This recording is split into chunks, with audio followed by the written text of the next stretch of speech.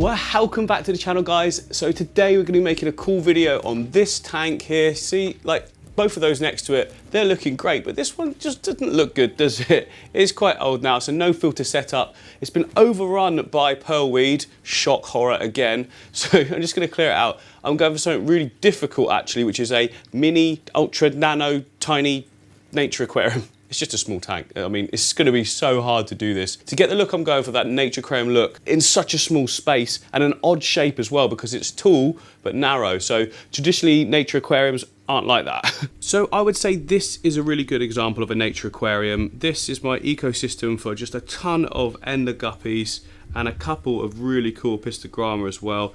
That's the female you can see there. Where's the male? Oh, there he is. There's the male. Look at those colours, looking fantastic, right? So yeah, so you've got basically a border of rocks, a little gap in the middle, some sticks coming up from them, and then planting behind it and short plants in the foreground.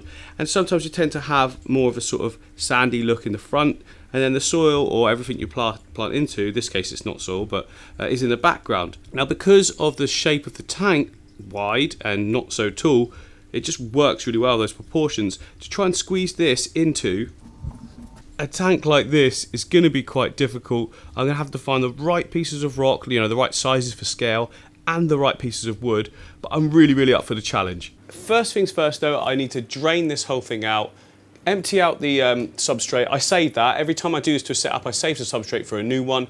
All those plants, usually I save plants as well, but I've got so much of this pearlweed dotted around in other tanks, I don't need to keep that. It's not looking the healthiest anyway, so yeah, not to worry. So yeah, just get it drained down, emptied out, shouldn't take too long at all. Time lapse, go.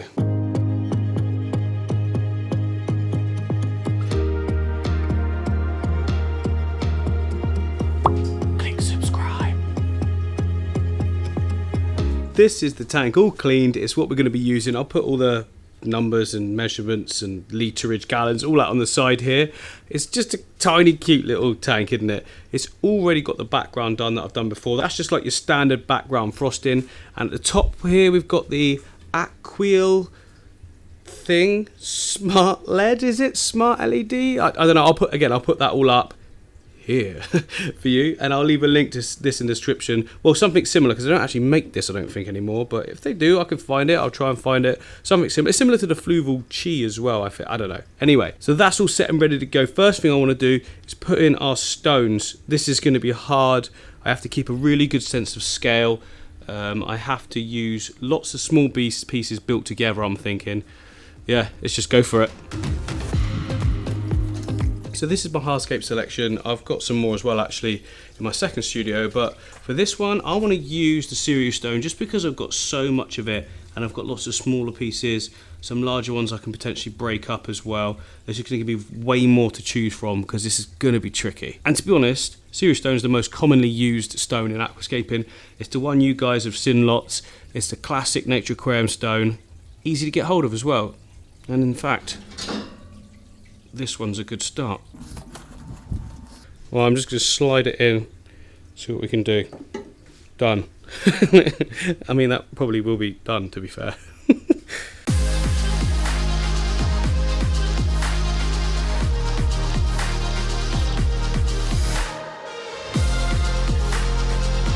Okay, so that's a half decent start. I'm quite liking it.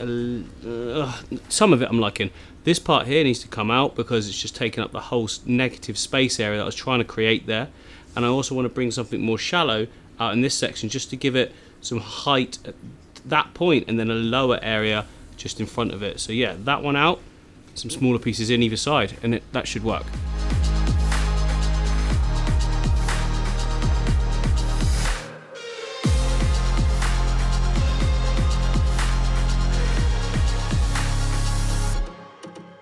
Okay, there we go. I really like that. We've actually got like 6 pieces. That one there, one there, one there, one below it, one at the side and one there. So yeah, you just keep going until you're happy with a shape. It's taken me a little bit fiddling around there to get one that I like, but I'm happy with that, given the height of the tank, where the wood's going to go.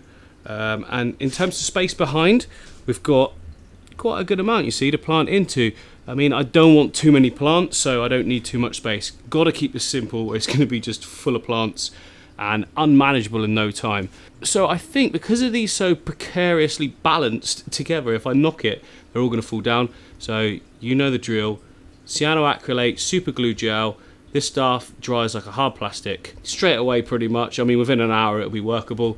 Just get some key points in there, just a few blobs, and that'll just like lock it all together. You don't have to worry about knocking it. And when it comes to doing maintenance on the tank as well, it just means that like you can be a little bit more sort of rough with it and not worry about everything just falling apart.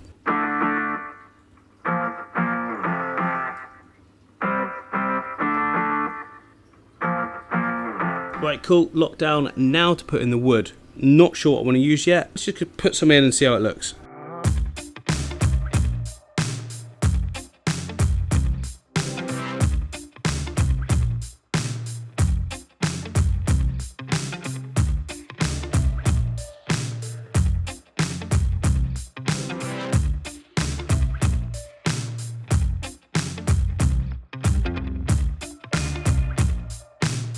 Right, so I've laid in there what looks like an absolute mess, to be honest.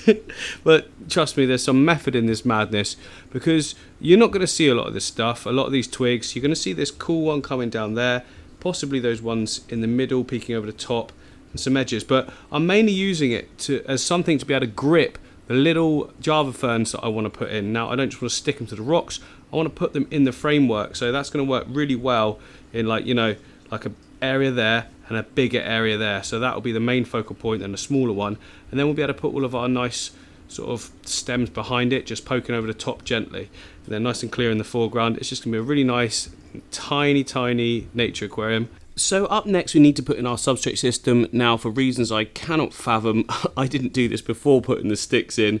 It's not going to be impossible, but it'll just be a little bit more difficult. I'm just going to pour straight into this foreground area, thin layer, and then in the back I'm going to pour the same layer just so it plugs any of the gaps that are beneath before we put in our actual nutrients, and then cover them up again with some gravel.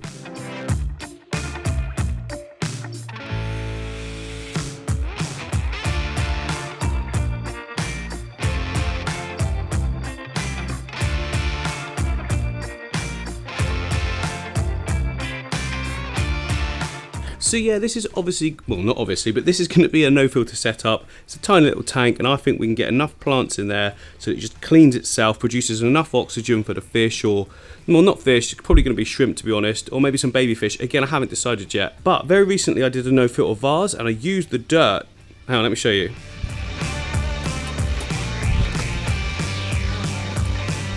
So yeah, here is the no filter vase. It's doing so well. The plants are growing great. Colours are really vibrant. At the bottom there, look, you can see the layer of just dirt that I put in, little capping of sand, and then of course the gravel on top. And it is working an absolute treat. Now I've still got loads of dirt left over. This is actually only a small portion of it, but this is the stuff I want to use. It's just sieved garden soil, that the, you know, topsoil that the grass was growing in, and it works a treat. So let's get that in.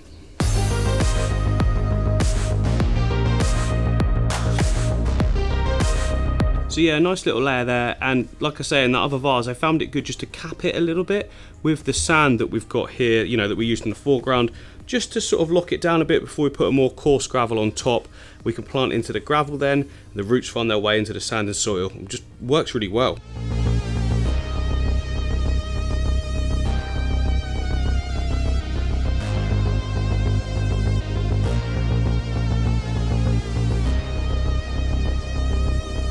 There we go, the base and nutrients are set. Next job is to start putting in our first plants, and we want to use some Anubias here. Now, Anubias is a type of plant you can just stick to things, doesn't have to go in the substrate or into that nutrient layer.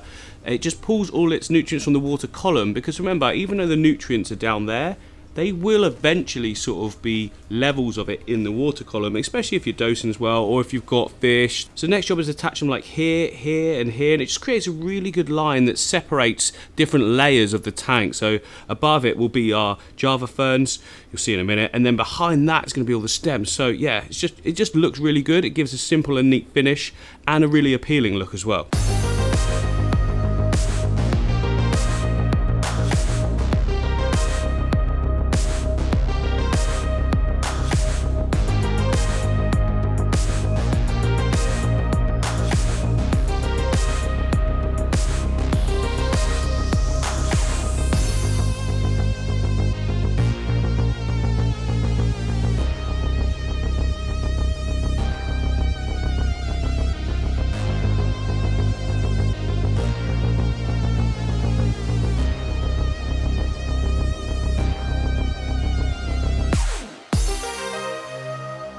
Okay, a really strong start there. So I put more Java on one side and then another Java fern little one on that side. Just, I don't know, and then a nice little path in the middle. I think that looks quite cool, didn't it? Now, so we've got that really nice open foreground area that you get with the nature aquarium. Some of the stones have creeped through, but that's okay. Looks like added detail. More will probably do that as time goes by. But next up, I'm going to fill it up so I can put the stems in. I like to do that when there's water in the aquarium. You can just see how they're sitting then. So the first plant to go in is going to be the Pogostemon erectus. What I like about this plant is not only is it really vividly green under not really that high light, to be honest, it's a great texture as well that's completely different to what we've got there already. So it should stand out as a good background plant. So I'm going to put it in that area because I want a bigger leaf plant to go this side and then maybe a negative space right there in the centre. We'll see. That's probably changed, but who knows.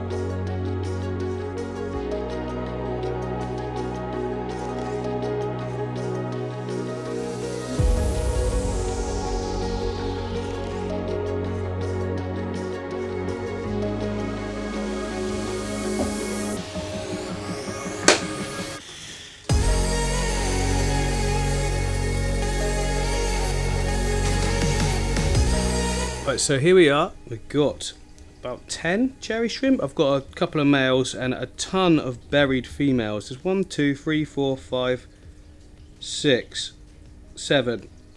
7. That's okay because loads of buried ones. So, and saddled. So see that one there with the gold on the back saddled? That one there fully buried. So we should have, they're not high grade or anything. I'm not worried about that. I just like all of them. And then there's a racer Nerite snail there. Look at that beauty. Alright, so look at that water level. Way too much in there. I'm going to drop it right down to about a quarter of that. Then I can slowly drip the water from our new tank into there. Doesn't shock them. I mean, cherry shrimp aren't all that sensitive, but it's just good practice really. I've skipped this in the past to my own detriment, I'm sure.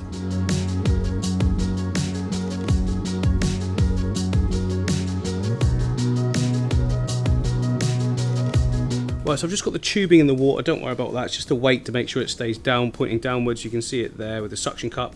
I've pulled the water through and I've just got a little valve on the end. We're just dripping like that. I'm just going to leave it like this for 20-30 minutes or so. Every sort of 10 minutes I'll just up the flow slightly. But yeah, just keep going like that. Ideal.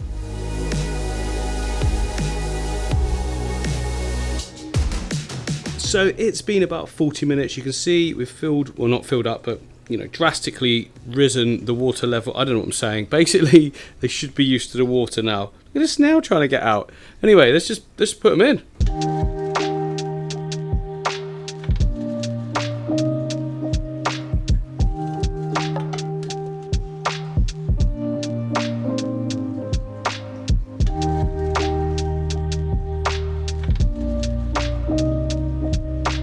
So our shrimp are in, they're already exploring. That one there is a female. You can tell because the saddle on the top there, that golden bit, that'll eventually go in that bottom section and become eggs. Let me show you an example. Okay, well this one here is actually buried, which is what you say when there's like eggs at the bottom.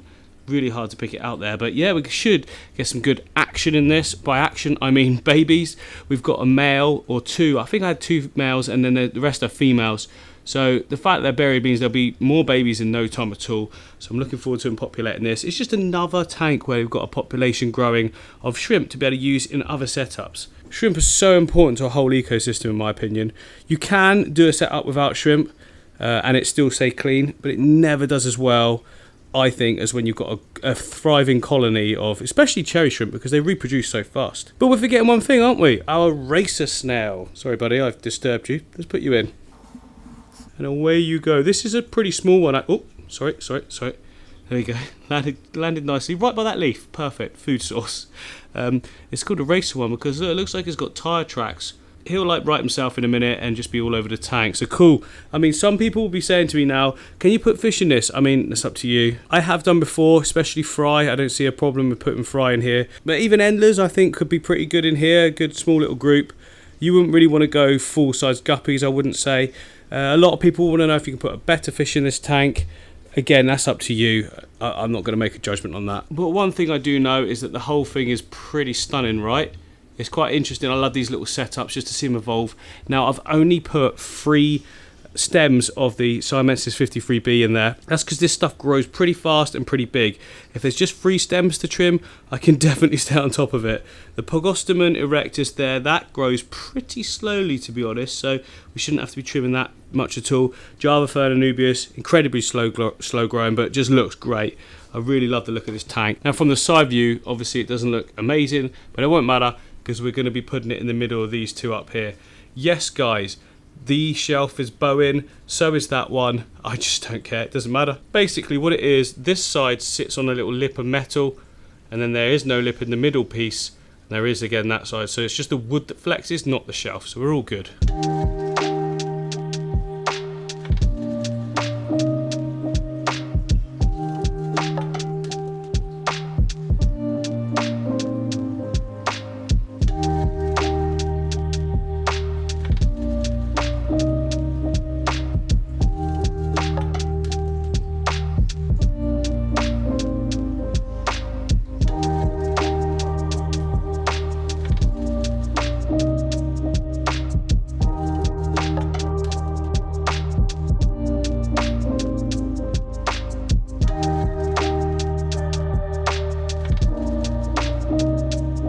Oh, there we go. How sick is all of that looking? That looks so good all together. I absolutely love it. This is the best this rack's ever looked for sure. Now, there's one thing that we're missing for a no-filter setup, and that is some floating plants. I don't go crazy nowadays. You don't need to fill the whole surface up, but we do need some in there. Now, I'm getting really good success with this Salvinia on the top of this no-filter vase, and you know what they say, if it's not broke, don't fix it. I'm going to use it again. I've got loads of it from down here in this little plant storage area. Plants are doing great, so yeah, take a few of this. I'm going to take this lot here, just like that, so it's not too much. And then it's just a case of laying it in the top like that gently. Just a few, you see, we're not taking up too much surface area then. It gives more room for the stuff to grow into.